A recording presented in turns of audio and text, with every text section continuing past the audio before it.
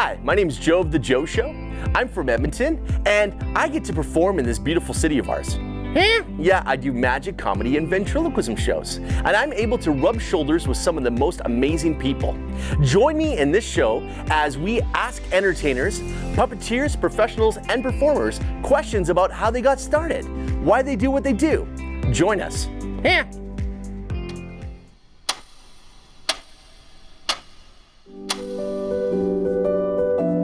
This is Nikolai Smith. My name is spelled Nikolai, Nikolai. My last name is Smith, and the standard spelling, it is in fact the second most common name in the world. Really? Yes. Wow. My name's Joe, and welcome back to another episode of Ask Entertainers. Very excited to have you on the show. If you were to summarize what you do, Wow, I am a juggler, a magician, a variety entertainer, a comedian, a stilt walker. I do a number of costumed characters, including a cute little baby troll. I produce a medieval dinner theater show, which I'm so very proud of. Wow. And once in a while, I actually get a chance to relax. Okay, so if we were to summarize that into one or two words? Relax. Relax, okay, yes, that makes sense, yeah.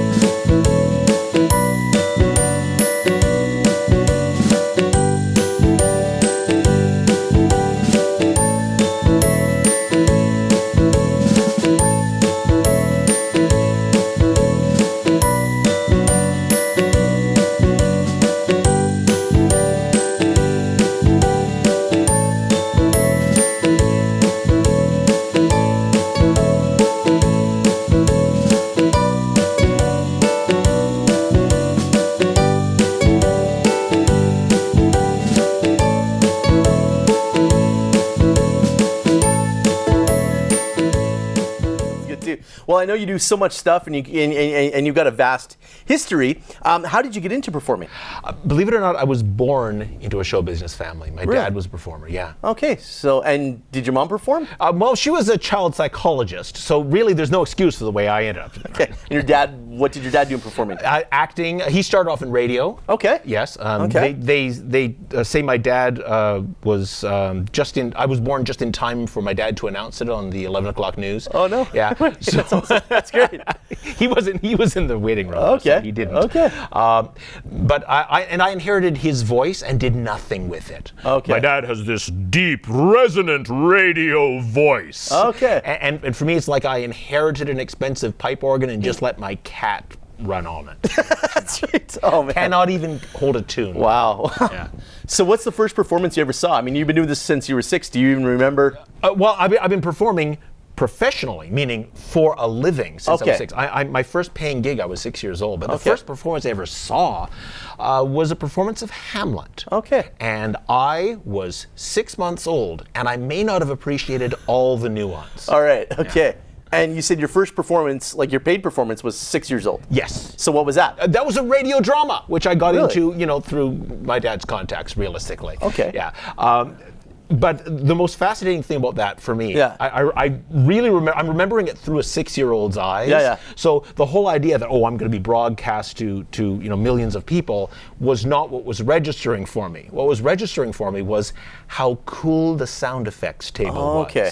I don't know if you've ever seen the old radio dramas. They would have a little tray with gravel on it. Okay. And the sound effects guy would put shoes on his hands and go for the footsteps. And then if a door had to open, they had a tiny little door with real hinges and a doorknob, and they go like that. Wow. And for me, at 6 years old, that was the coolest thing. All those things, and they all make noise. Wow. And just being able to, see all that. They wouldn't let me play with the noise makers. Did you play with that, eh? I'm still bitter. I'm just saying. Still bitter. Well, I know you've done a lot of performances in your career. What's one of your favorite performances? I mean, obviously that's a huge memory that sticks out. But what's one of your favorite performances? Favorite performances? I performed in China. Okay.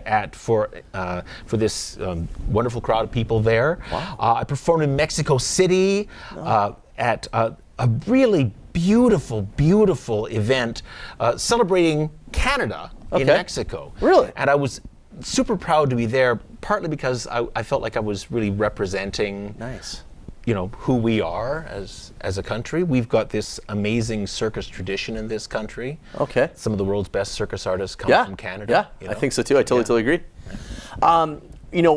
This show is for people that are getting into the arts and maybe people that are performing and things like that too. And runaway kids. What are you thinking? That's right. Become an accountant or a lawyer or something. Make some money. Yeah, that's right. There's no money in this. No, I'm kidding. Follow your heart. So what advice would you give them?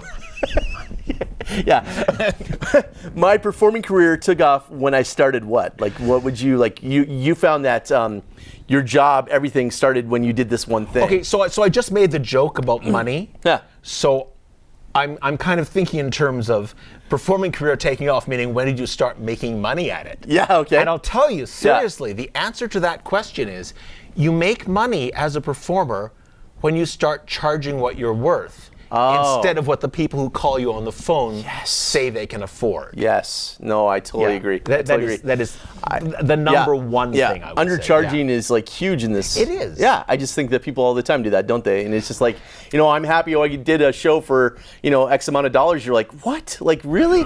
Right? Yeah. And then the rest of us are trying to charge. Well, it's because the average person doesn't understand that there are hundreds and hundreds of hours of practice that go into each moment on stage. Right. Yeah. If I'm juggling knives on stage, all you see is whoop, whoop, whoop, whoop, whoop, and that's over with, right? Yeah. But the time it took me to get to the point where I could do that safely, consistently, every time, that's what people are paying for, and it's worth it. How many pairs of shoes you wore out by trying? Do you juggle with steel-toed boots? Is that part of it? Yeah? I do not, but I will tell you that I was, the very first time I started juggling knives with a partner, passing knives, right? I said to her, is this a thing you've done before? And she said yes. Okay. So I should have followed up. That's right. Like how many times? That's right. Okay. This morning. All right. But when you're practicing juggling with knives, there's a thing you do where you go up, down, throw to get it in sync. Yeah. Right? Yeah. So I went up, down, and then my hands are coming up again. Yeah. And you know how you can have something in your memory that's in your short-term memory and you only become conscious of it a split second later? Yeah. So on the down, I wasn't conscious of it, but on the way up, I'm realizing I heard a sound. Oh boy. And that sound was thwunk, waka waka waka waka waka waka waka waka waka waka waka waka. So I look at her toes, and there is a knife in this horrifying place where it appears from my angle to have penetrated her foot. And the really terrifying thing from my point of view is that she doesn't seem to know it. And the clubs come up, and she's about to throw me the club. And she realizes it isn't there. And she looks, and it isn't in her hand. The club or the knife? The knife. The knife. Okay. Sorry, the knife. This is the knife. The knife. She's about to throw me the knife. Yeah. And the knife, somehow, she's wearing running shoes, and somehow it had gone between her big toe and her second toe, penetrated the shoe, pinned her foot to the floor, and no injury. Absolutely no injury. It was, and to this day, I juggle knives in my show. I will not pass them with another entertainer. No. Because she could have missed in a different way. Yeah, exactly, right? That's all I'm saying. Wow, that's crazy. Were there any hurdles you've overcome to perform? No, I was born being able to juggle. Okay. Of course not. Yes, of course. Of course there were. Of course there were. I mean, there were rough times, obviously. And this is a show for aspiring entertainers. And I think they need to know that there will be a long time during which, your day job is how you make a living. Yeah, exactly. And there will be a long time. And during that period of time, do not let anybody tell you you should work for exposure. Yes. Do not do that. Yeah. People die from exposure. That's right. There are many parts of the world where I gotta say, exposure is against the law in many jurisdictions. That's right. That's right. No, it's true. It's true. Yeah, no, exactly. Like, it's like, you get out there, get your name out there, do free gigs. Yeah. It's okay. No, I've been there too. I mean, that kind of follows up with what is the worst advice you could give a performer? I would say the worst advice you can give to a performer is do what other people are doing that seems to be working for them. Yeah. Oh yeah. I think the best advice. Copycat. Well, yeah. It's almost there too, right? The best advice is find your own voice. Yeah. So really, the worst advice is the opposite of the best advice, right? Yeah. No, exactly. Because a lot of people just want to get out there and just, if I do this trick this way and do the exact same trick, as so and so does it, I'll be famous. And that's magicians. Magicians are unfortunately prone to that when they first start, because magicians can walk into a magic store and buy a magic trick with all the patter written down, and they memorize somebody else's patter that worked for somebody else's character. That's right. Find what there is about you that makes you unique, and don't be afraid to take the things that are your personal experience that come from inside you and put them out there. Yeah, because you connect with your audience that way. Yes, because that's the thing, right? Because a lot of times you're just like this character and you're performing, and there's no connection to your audience. And if you can give them a piece of your life, or piece of who you are, and it shines through that, know your audience gets to know you, and that's what the interaction is, right? That's totally it. Yeah, I think that is great. If you could have a song that would play, if they made a movie of your life, okay, what would the one song be? Would this song be playing all the way through this hypothetical movie? Is this like a feature-length film, feature-length film, feature-length film?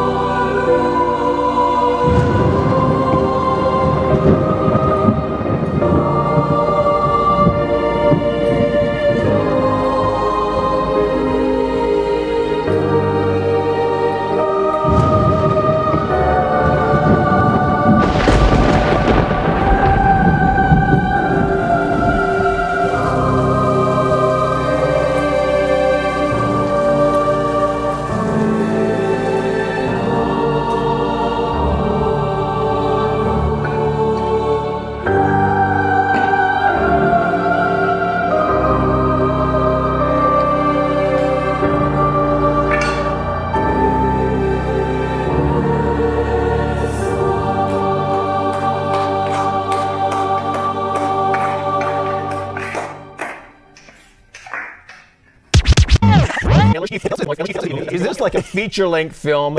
And from beginning to end, the audience is just on a loop, listening to yakety sax. Right? Just all the way through. Like, is that what's going on? Yes, right up. I don't know. With maybe one brief pause for Entrance of the Gladiators, that clown song that you hear on the circus all the time. All right, that's good. Well, I don't know. I don't know. Do you have a favorite song that I should say that would sum up your life?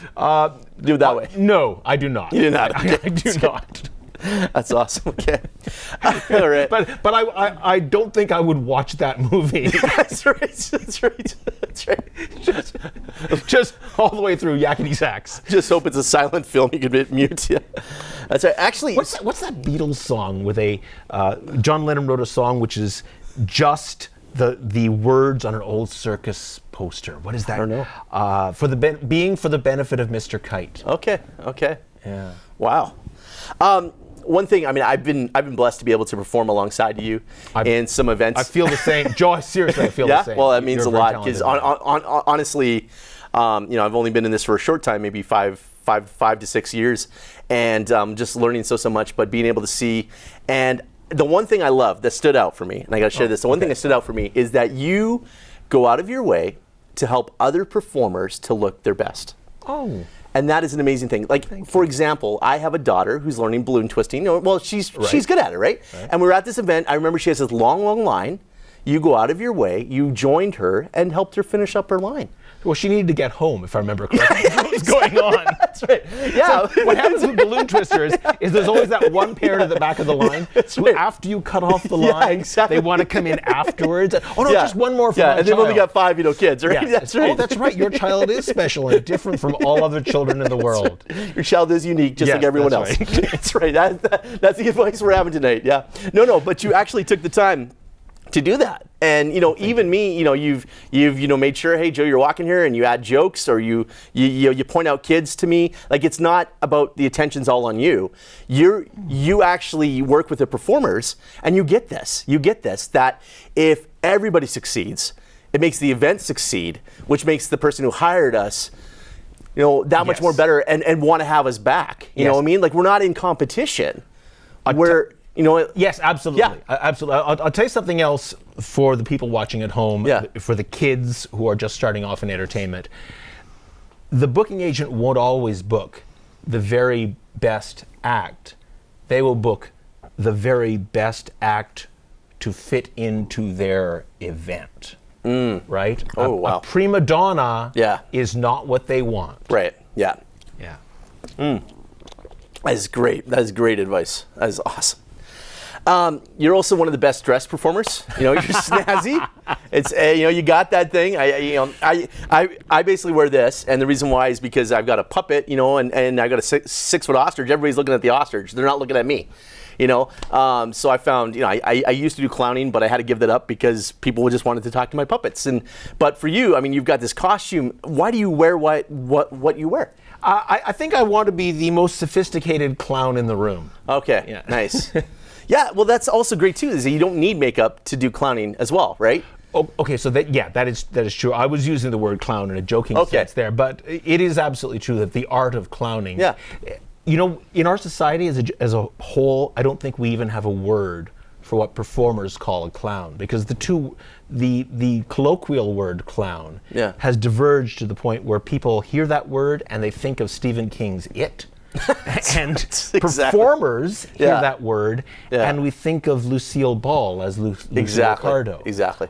Or Mr. Bean, Rowan Atkinson playing Mr. Bean. Yeah. Those are some of the best clowns around. Exactly. I mean, Lucy's no longer with us, of Yeah, course, but I understand. But Rowan Atkinson is. Exactly. And Yeah, still for sure. working. Yeah, for sure. Yeah. No, it's great too. And I mean, he did it all without talking even and stuff too as well, which is amazing. He's an amazing silent clown. Yeah. So, if you were to lose everything overnight, what's the first item you would buy to get in your repertoire again? I would have to get my eyeglasses back so I could find all the other stuff. All right. Okay, but after that, after that, that's right. So it's funny, you actually can put together a fairly good circus skills act by walking into a hardware store. Yeah, I mean, people have lost their luggage all the time. Yes. And they go to the dollar store and things, and you get stuff together. I had to do that a few times where I've lost things like I forget a prop at home or something Yes, like that, right? or you're flying to a gig Yeah. and you land and the airline has lost your luggage. Yeah. And I'm not going to name any particular airlines, Air Canada. Yeah. But Me and my luggage were not united. I just want to say that. Yes. That's right. That's right. That's right. Yeah. Yeah, we'll just leave it there. That's right. I don't know if we're allowed to say that. TELUS TV may tell us we're not allowed to do that. They may be one of the sponsors. I'm sorry to the producers. Shouldn't have said that. Okay, but you get these situations where you do temporarily lose everything. I think every performer who's toured for any length of time has been in that situation where some key prop is missing. Exactly. And what you have to do is you just have to work with what you've got. Yeah, and surprisingly, some of my best material sometimes have come out of that last minute, panic where I'm like, what am I going to do, right? Where I forget a puppet or I forget a prop, and I've had to write another 5 or 6 minutes with something else. And I find that it works, and I make it into my act. So magicians know there's a trick called the professor's nightmare. Which is one of the three ropes. 3 ropes. Yeah. It's one of the first things a magician learns when you're learning to be a magician. Yeah. And I've got a 10-minute professor's nightmare routine. Which was born out of desperation in Edinburgh, Scotland. When everything I had got lost, and I had to just walk into a store and oh look, they have rope. Yeah, that's right. I guess I'm doing a show with rope. Yeah, that's right, eh? So the 10-minute professor's nightmare, and then I did a thumb tie. Yeah. Back then I was able to do a contortion. Handcuffs, whatever. I did a handcuff escape with. Yes. That's exactly it. No, for sure. Well, it's necessity is the mother of invention, is what they say. It is. It is too. We're gonna ask, what is on your performer's bucket list? So like you have a dream or a goal, something you could do. What's the one thing you'd like to do? Okay. In the future, someplace. Yeah. So, I want to go back to New York. Okay. And perform in Carnegie Hall again. Again. You were there because I performed in Carnegie Hall. Yeah. But this time, I want to perform on the big stage instead of in the little cafeteria room. Okay, fair enough. Because that is actually so technically I performed in Carnegie Hall. Yeah, so your audience was much smaller. I don't know if the audience knows this, but the Carnegie Hall in New York, it's archetypally one of the most prestigious venues in New York City. Yeah. Well, the cafe seats, between 5,000 and 5,000 people. So between 5,000 and 5,000. There could have been 7 in the audience, but I think we had about 150 people in there. It was another one of those diplomat reception things. Great. So awesome. It was not performing on the stage in Carnegie Hall. One of these days I'll be on the big stage. One thing that I wanted to ask is, we got the story where you say, the thing is where you say 2 truths and 1 lie. You told me about this ahead of time. Yeah. I have to come prepared with 2 truths and 1 lie. 3 stories, but one of them is false. Okay. Okay. All right. And then I get to try to guess. You have to guess which one it is. All right. So all 3 of these stories are about animals. Okay. Okay.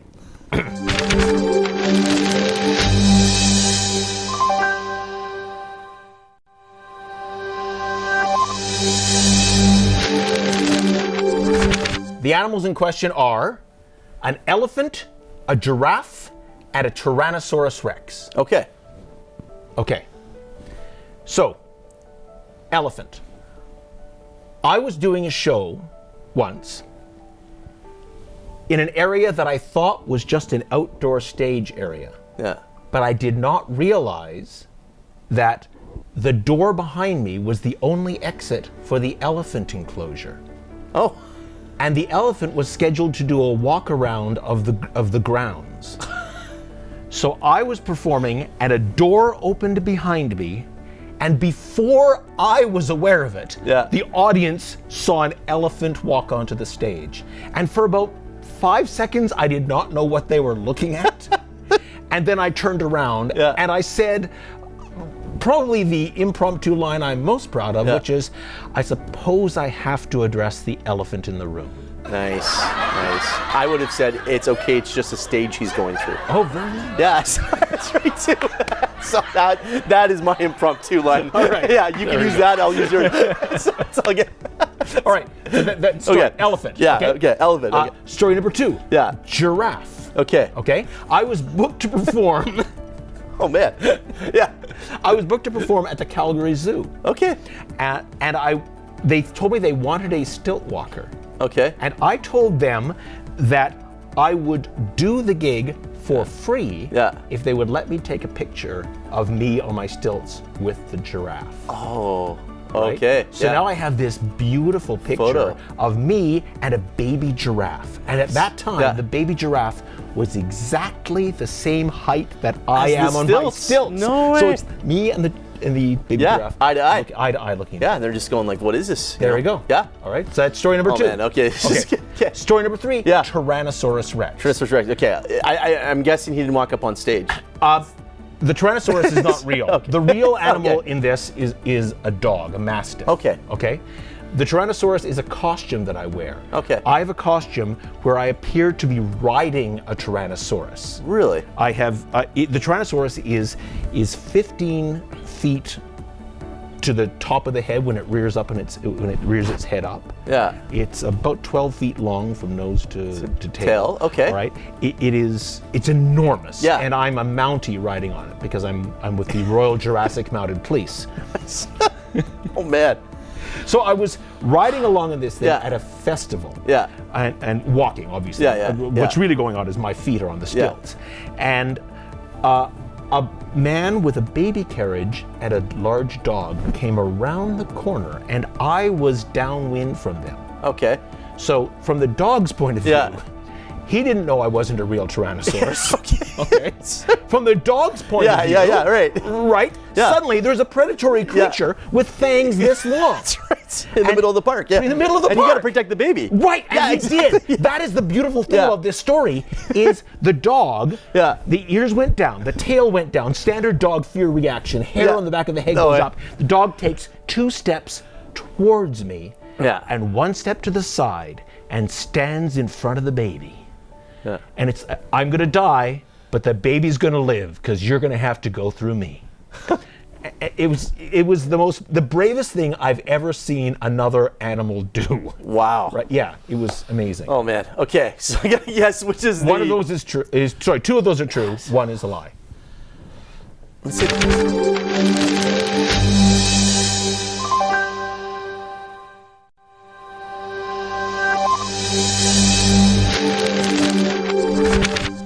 Let's say the giraffe story, because I think you mentioned how you shouldn't work for free, even if it's a free photo. I would say that you still want to make sure you cover the money and go out there. And I know that you want your value. You are correct. The giraffe story is the false one. Yes, but honestly, I would have been willing to do the gig for the photo with the giraffe. I made the offer. Okay. And what they told me is giraffes are super dangerous. Yeah. They look safe, but if you were to stand in the same space as the giraffe would kick you to death. Oh, okay. So apparently giraffes, they're wild animals. They've got, even a baby giraffe is as strong as a horse. Wow. But is as dangerous as a wild animal. Wow. Okay. Well, that's great. Okay. Well, I was thinking, I'm doing pretty well here. Okay. You did. Congratulations. Congratulations. Yeah, it's great. Thanks. That was tough. That was really tough. I really had to think it through. I want to thank you again too for coming on the show. It has been absolutely phenomenal. What a great opportunity.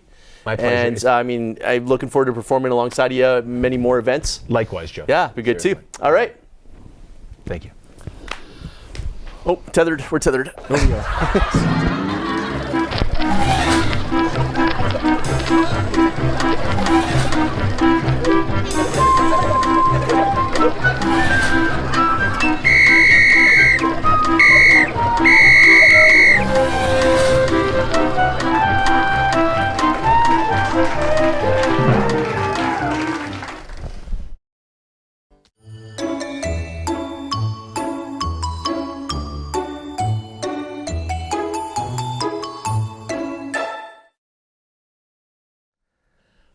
Hi, today I want to share something very important. This is my thought. Raise your rates, you're worth it. You know, it amazes me how many people brag about, hey, I'm able to do a party for $50 or I got a booking for $75.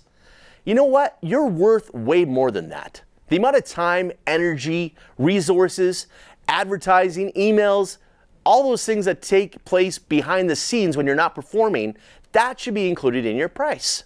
Raise your rates. It's important. You deserve it. People can pay it. And if you do, you're helping the other performers out. It's hard when I get a phone call and somebody says, oh, this magician's willing to do a show for half the price. That doesn't help anybody else. So raise your rates, do a good show, and you'll get paid more, and you don't have to work as hard.